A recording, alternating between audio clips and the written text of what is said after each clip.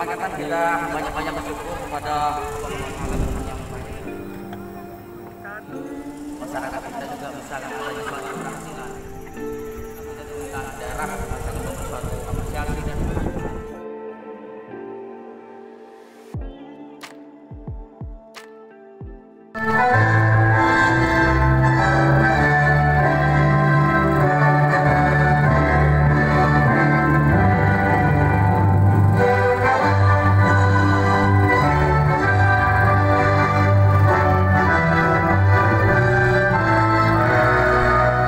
Bupati beserta hadirin sekalian, dalam kesempatan ini yang dapat kami laporkan, pertama, bahwa sawah yang ada di Kabupaten Bangka secara keseluruhan seluas 2.948,41 hektar.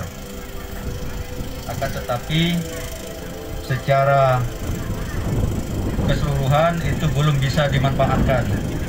Jadi yang baru bisa dimanfaatkan itu baru sekitar 2.000 hektaran. Dengan demikian, bahwa masih ada potensi lahan-lahan sawah kita yang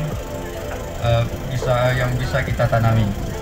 Maka dalam kesempatan ini kami juga mengundang para kepala desa di Kabupaten Bangka untuk dapat sekaligus melihat di Desa Banyu Asin, persawahan di Desa Banyu Asin, karena sawah di Desa Banyu Asin ini secara keseluruhan itu ada 95 hektar.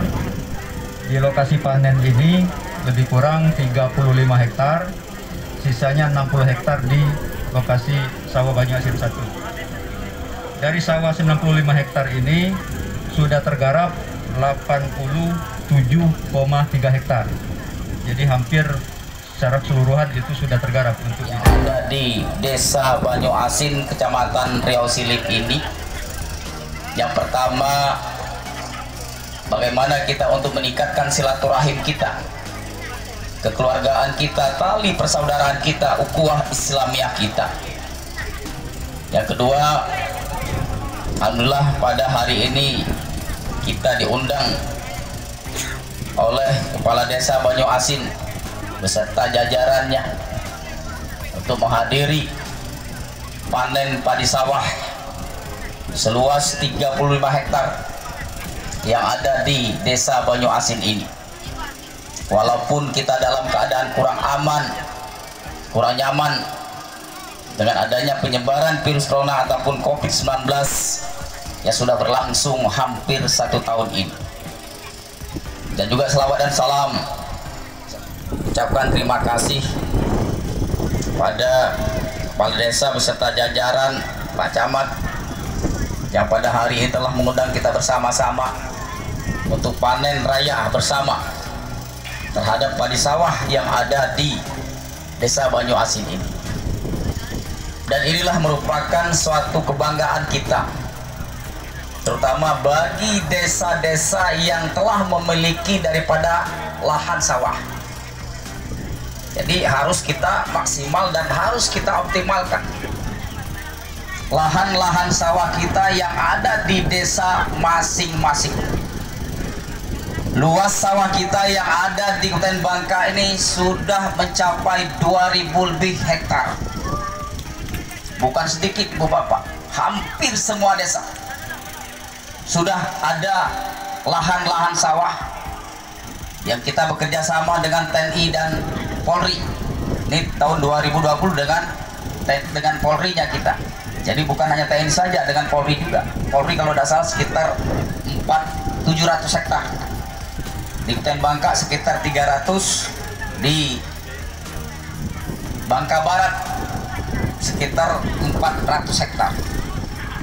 Tujuannya kenapa? Tujuan kita agar masyarakat kita yang ada di Kabupaten Bangka ini tidak ketergantungan lagi dengan beras-beras pasukan dari luar. Ini harapan kita ke depan. Dan saya sudah perintahkan kepada Dinas Pertanian kita untuk menginventarisir, untuk mendata desa-desa mana yang belum memaksimalkan ataupun belum mengoptimalkan daripada lahan-lahan sawah kita ini. dan kita akan tawar kepada mereka mau olah sendiri atau pakai sistem bapak angkat ataupun korporasi, karena kami tidak mau melihat lahan-lahan sawah kita nanti bahkan sudah dicetak daripada Forkomida kita, TNI dan Polri kita kembali tumbuh dengan hutan yang cukup lebat nanti. Jadi sia-sia kita Pak Ketua. Sehingga kami selaku kepala daerah harus gencar, harus melihat secara langsung keberadaan lahan-lahan sawah kita yang ada di Pemkab Bangka ini. Jangan sampai ini terbangkalai. Sayang ibu bapak, lahan sawah kita sudah cukup banyak, harus kita maksimal. Ya, yang pertama kan kita banyak-banyak bersyukur kepada Allah SWT Tuhan yang Maha Esa ya. Karena atas rahmat juga lah sehingga masyarakat kita juga bisa adanya suatu keberhasilan terhadap padi sawah itu. Dan juga tentunya kami dari pemerintah daerah sangat memberi suatu apresiasi dan penghargaan yang tinggi-tingginya tentunya kepada para kepala desa kita, perangkat desa kita dan juga serta masyarakat sudah berpartisipasi tentunya untuk mendukung terhadap ketahanan pangan kita yang ada di Kabupaten Bangka ini. Dan apa yang saya sampaikan tadi, bahwa kita sudah memiliki 2.000 lebih hektar lahan sawah yang ada di Kabupaten Bangka, ditambah dengan lahan ladang kita kurang lebih sekitar 5.000 hektar lebih yang kita miliki sekarang. Berarti ditambah dengan 2.000 tambah 5.000 atau sudah 7.000. Kalau semuanya produktif katakanlah 70%, sudah berapa hasil daripada gabah kita ataupun padi yang kita dapatkan, dan juga sudah berapa ratus ton beras yang telah kita dapatkan terhadap padi ataupun gabah kita ini. Dan inilah merupakan salah satu alternatif kita. Jangan sampai masyarakat kita ketergantungan terhadap pasokan beras dari Thailand ataupun dari luar. Seperti kemarin kita terjadi suatu force major, yaitu sekitar 4 bulan. Jadi satu permasalahan bagi kita apabila tidak ada pemasukan ataupun terjadi lockdown terhadap daerah kita yang tidak dimasuki oleh katakanlah transport angkat kita.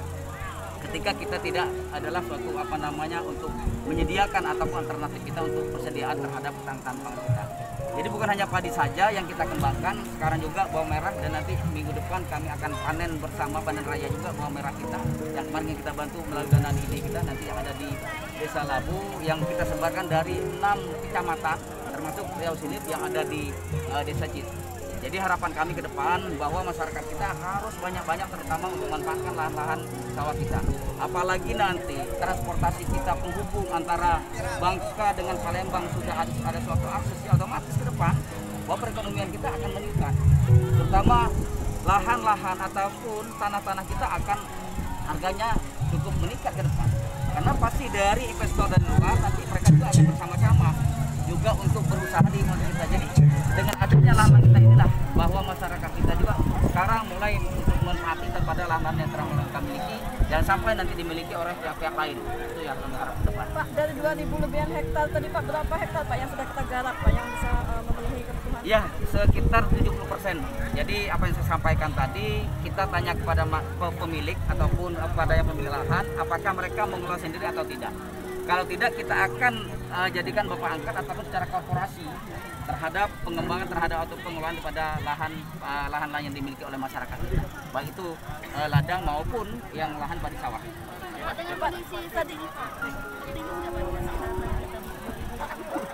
Iya, kami sangat optimis apa yang saya sampaikan tadi. Jadi kita bukan hanya sekarang terfokus dengan lahan padi sawah, tetapi bagaimana ek-ek tambang kita yang bisa kita kelola untuk menjadi lahan-lahan untuk penambahan terhadap ketahanan pangan kita ke depan.